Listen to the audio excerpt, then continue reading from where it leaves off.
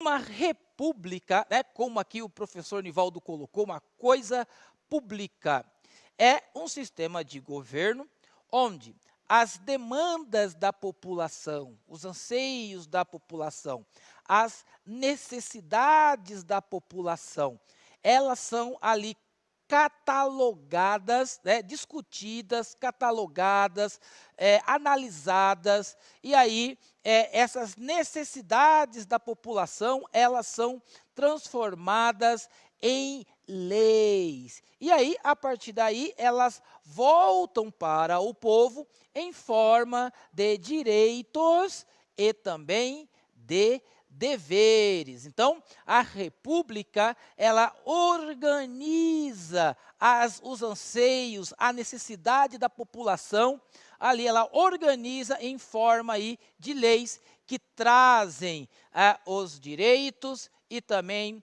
os deveres. Ou seja, a base da legislação, a base da discussão política, a base do direito e do dever está aí parte daquilo que a sociedade precisa. Então, a república, ela tem esse caráter de ser aí uma protetora do público, né? De ser uma protetora da necessidade pública, ok? Então, nós podemos aí, de uma forma bem sintética, entender aí o que é uma república. Legal? Então, vamos então dar continuidade da aula, vamos olhar, já estamos aqui na tela, já aqui com a imagem do imperador Dom Pedro II. Olha só, durante o Império do Brasil, 1822, 1831, Primeiro Império, 1840, 1889, o Segundo Império, Primeiro Império Dom Pedro I, Segundo Império Dom Pedro II.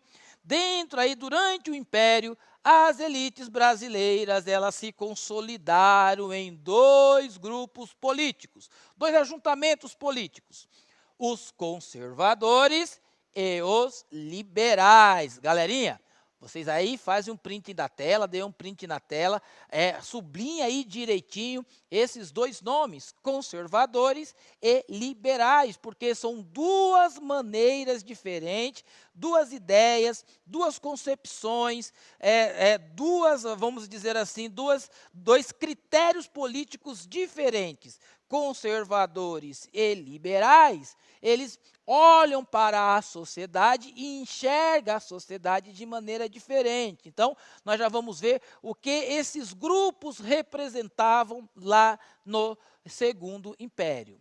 A imagem do lado, a imagem ao lado, representa a força do poder moderador. Está ali, né? O imperador, exercido pelo imperador Dom Pedro II, ao equilibrar as tensões e as disputas entre dois grupos. Nós estamos vendo ali, né, na balança, né, o grupo conservador e o grupo liberal. Quem fazia mediação entre os interesses desses dois grupos era o imperador. E aí, o detalhe da imagem é que o imperador está apontando para a última barreira que antecedia a vitória do Brasil na Guerra do Paraguai, a fortaleza de Humaitá, que abria caminho para Asunción, capital do Paraguai. Então, nós estamos estudando aí esses eventos que vão ocorrer nos anos posteriores à Guerra do Paraguai. Legal? Vamos então trocar de tela. Eu já estou aqui na minha tela e você aí na sua tela. Grupos políticos do Brasil no século XIX, conservadores e liberais.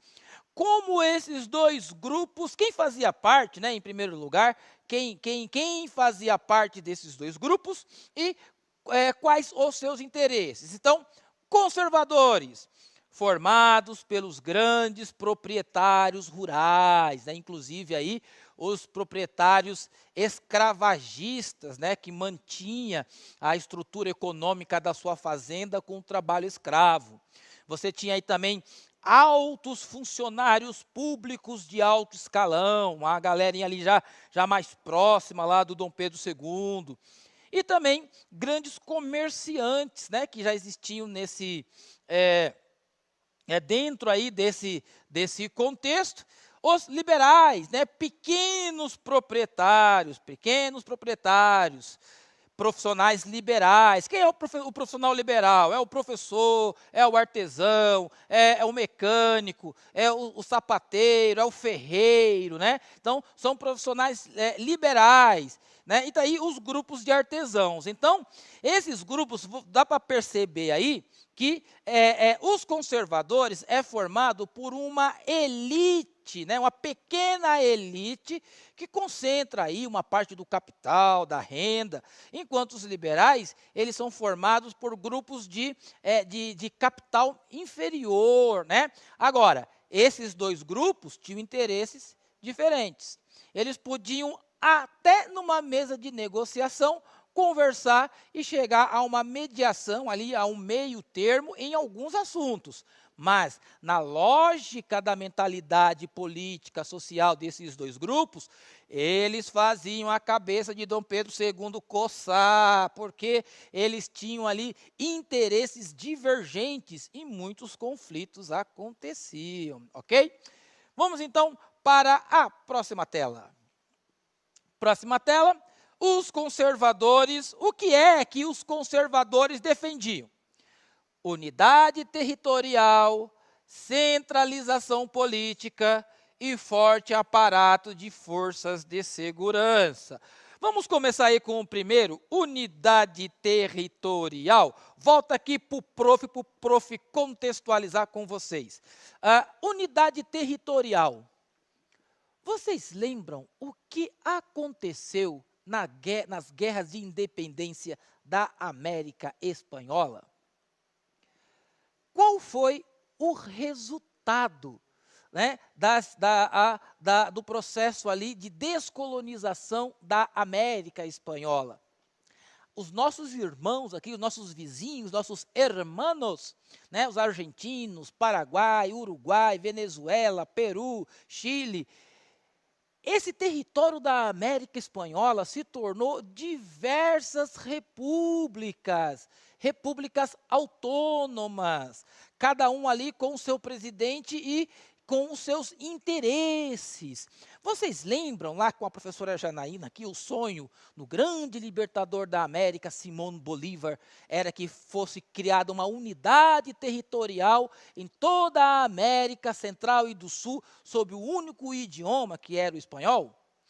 E esse sonho não se realizou. Então, nós temos uma desfragmentação da América Latina, tanto que aí nas questões que envolvem a Guerra do Paraguai, nós estamos vendo a Argentina querendo controlar o Uruguai, querendo controlar o Paraguai, o Brasil declarando guerra ali à Argentina, aí depois, num outro contexto, a Argentina, Brasil e Uruguai se levantaram contra o Paraguai. Então, nós estamos vendo que dentro desse contexto, nós temos aí esses conflitos que foram desencadeados pela desfragmentação da América Latina. E os conservadores, eles tinham um grande medo de que no Brasil ocorresse a mesma coisa que ocorreu na América Latina.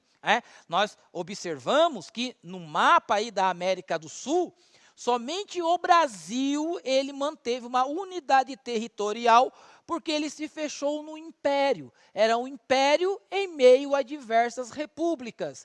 E os conservadores, eles queriam manter essa unidade, defendiam essa unidade e por isso, para eles, a república poderia ser um passo para aí essa questão da fragmentação. Ok? Então, unidade territorial, na verdade, não desfragmentação, fragmentação do território. Então, centralização política, essa centralização política, ela vai estar aonde? Na mão do imperador, né? O imperador vai controlar todas as relações comerciais com ali as províncias, né? Que depois se tornou os estados. Então, o imperador controla todas as coisas. Essa é a mentalidade dos conservadores. E um forte aparato de segurança para poder manter essa estrutura, ok? Vamos voltar aqui, liberais, o que os liberais pensavam? Os conservadores queriam uma unidade territorial mais ferrenha, mais sólida, mas os liberais queriam que as províncias, né, que se tornaram futuramente os estados, tivessem mais autonomia para gerir o seu negócio, para gerir a economia, para criar as suas leis, né, as leis locais. Hoje nós não temos as leis municipais, as leis estaduais, as leis federais. Então, os liberais queriam que essas províncias elas tivessem uma maior autonomia nas suas decisões. Por isso, essa centralização política, ela terá que obrigatoriamente dar lugar a uma descentralização, porque se as províncias têm mais autonomia para decidir ali os seus caminhos, então é claro que essa centralização na mão do imperador, ela vai começar a ser problemática devido tanto aos interesses como às diferenças regionais. E o federalismo, ou seja, uma unidade territorial, uma autonomia das províncias, mas que essas províncias estivessem ligadas aí a uma unidade de governo, que seria aí o governo federal. Então, federalismo, né? Nós temos o Pacto Federalista, né? Que agrega aí todos os estados, embora autônomos, mas agrega eles aí a unidade territorial ao governo federal. Legal? Galerinha do 9º ano, vocês vão ver muita política esse ano, né? Nós vamos ver muitas questões aí do Brasil. Então, professor, falar disso é chato. É muito importante para a sua cidadania no futuro. Então, caderninho na mão e vamos começar a pesquisar esses grupos e os seus interesses dentro desse contexto da passagem do Segundo Império para a República, ok? Próxima tela. Segundo reinado, quais eram as dores de cabeça de Dom Pedro II? O que tirava o sono do velho imperador Dom Pedro II? Primeiro, questões sobre o direito do beneplácito, ou seja, o imperador poderia intervir em resoluções decididas pela igreja. Olha só o poder do imperador.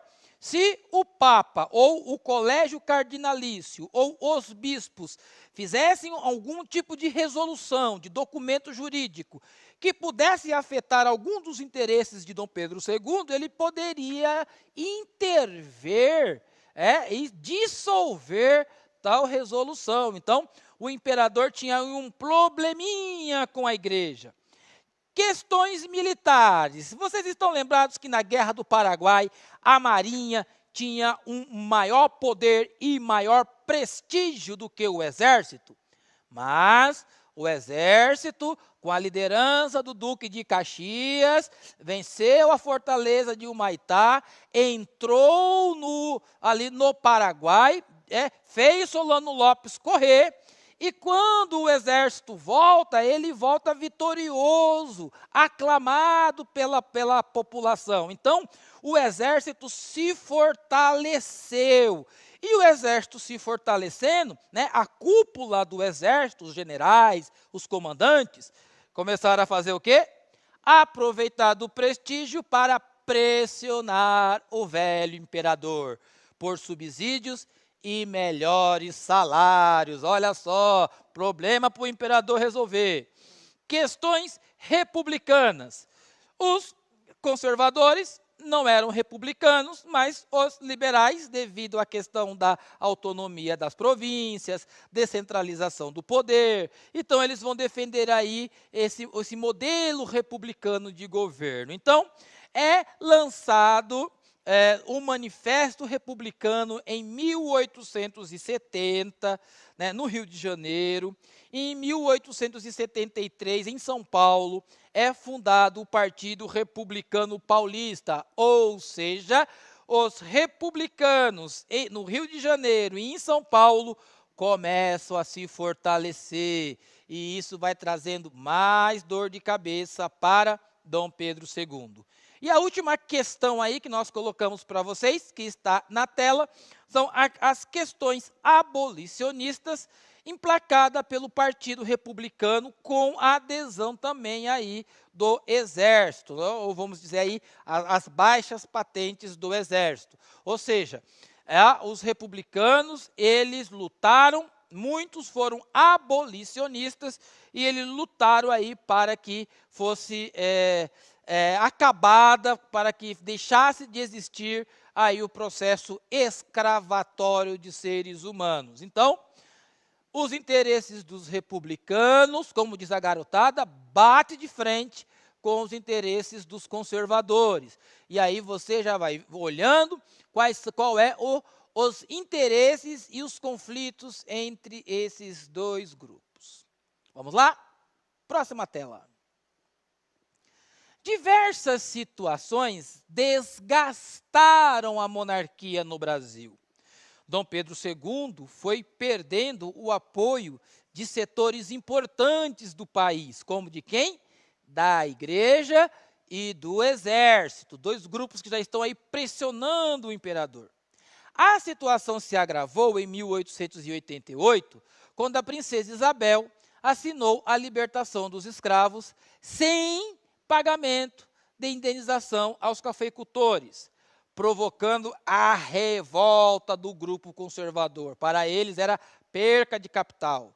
Com o aumento das tensões, os militares iniciaram o golpe que iria derrubar a monarquia para instaurar a república no Brasil. E aí nós temos essa charge aqui bem interessante, né? Que está aí a velhíssima diplomacia e o Dom Pedro II rodando como um carrossel, segurando de um lado o Partido Conservador e sustentando do outro o Partido Republicano. Quanta pressão na cabeça e na mente do imperador Dom Pedro II, né? Tá pensando que é fácil ser imperador? Olha a quantidade de problema aí. Vamos lá, gente, nós já estamos no final da aula e nós temos aqui uma atividade que nós não vamos fazer devido ao tempo, né? Qual seria a alternativa correta aí entre as diferenças entre o Partido Liberal e o Partido Conservador? Você pode aí tirar o print da tela e aí fazer essa atividade de uma maneira bem legal. Temos uma outra atividade também, né? Conforme os objetos de conhecimento dispostos na aula, explique. O que levou uma parte dos militares a protestarem contra o imperador Dom Pedro II? Ótima questão para vocês também pesquisarem. E como atividade complementar, você vai assistir o vídeo acima, né, que vai falar sobre essa questão da proclamação da República. Você vai escrever uma resenha aí no seu caderno, né? Os professores vão te orientar a escrever uma resenha sobre as questões que desgastaram o Império Brasileiro. E também você pode construir aqueles mapas mentais organizados, bem bonitos, que vocês realizam para organizar a atividade de vocês. A aula está chegando ao fim, contemplamos a habilidade de hoje. Façam as atividades, mande para nós começarmos a fazer já o quadro Protagonismo Juvenil. Bons estudos para a garotada, bom trabalho para os profs. Até a próxima aula. Tchau. E avalie a aula no final.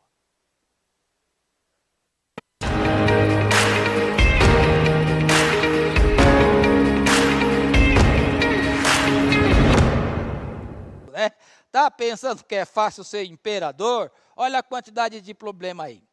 Vamos lá, gente, nós já estamos no final da aula e nós temos aqui uma atividade que nós não vamos fazer devido ao tempo, né? Qual seria a alternativa correta aí entre as diferenças entre o Partido Liberal e o Partido Conservador? Você pode aí tirar o print da tela e aí fazer essa atividade de uma maneira bem legal. Temos uma outra atividade também, né? Conforme os objetos de conhecimento dispostos na aula, explique. O que levou uma parte dos militares a protestarem contra o imperador Dom Pedro II? Ótima questão para vocês também pesquisarem. E como atividade complementar, você vai assistir o vídeo acima, né, que vai falar sobre essa questão da proclamação da República. Você vai escrever uma resenha aí no seu caderno, né? Os professores vão te orientar a escrever uma resenha sobre as questões que desgastaram o Império Brasileiro. E também você pode construir aqueles mapas mentais organizados, bem bonitos, que vocês realizam para organizar a atividade de vocês. A aula está chegando ao fim, contemplamos a habilidade de hoje. Façam as atividades, mande para nós começarmos a fazer já o quadro Protagonismo Juvenil. Bons estudos para a garotada, bom trabalho para os profs. Até a próxima aula. Tchau. E avalie a aula no final.